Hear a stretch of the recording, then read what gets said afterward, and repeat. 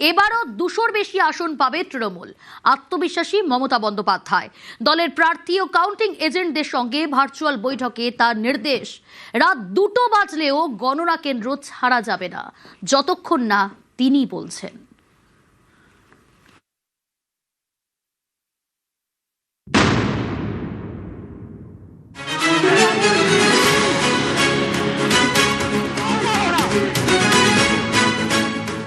সোমবার ভোট গণনা।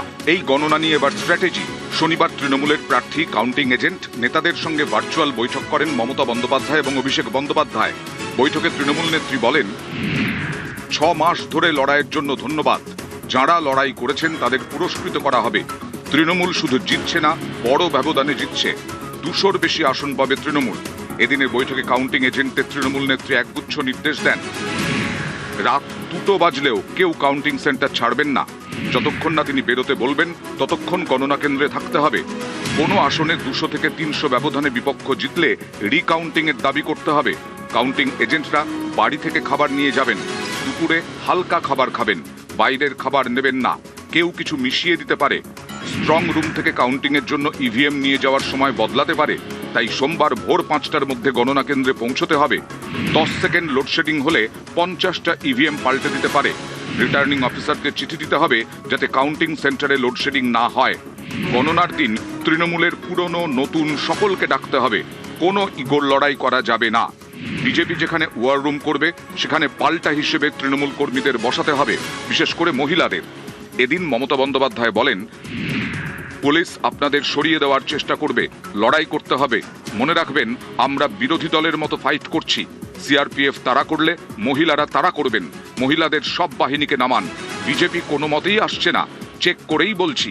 বাঘের মতো লড়াই করতে হবে যাতে ওই বিড়ালগুলো বিড়ালই থাকে।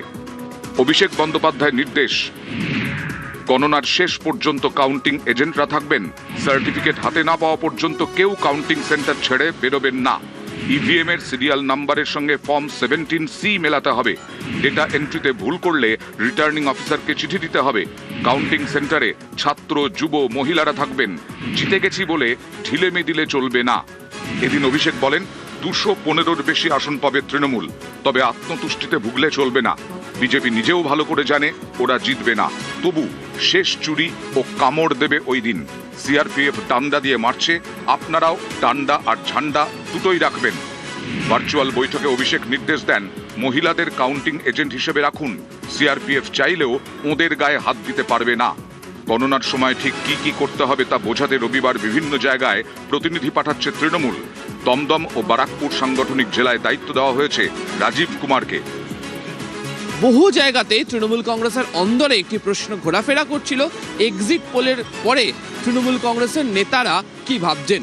দলীয় আত্মবিশ্বাসে যাতে কোনো ঘাটতি না থাকে সে বার্তাও মমতা, অভিষেক বন্দ্যোপাধ্যায়ের তরফ থেকে সম্পূর্ণভাবে দিয়ে রাখা হয়েছে তৃণমূল কংগ্রেসের সর্বস্তরের কর্মীদের কাছে। ক্যামেরায় রাজীব সিংহের সাথে আবির ঘোষাল, নিউজ 18 বাংলা, কালীঘাট।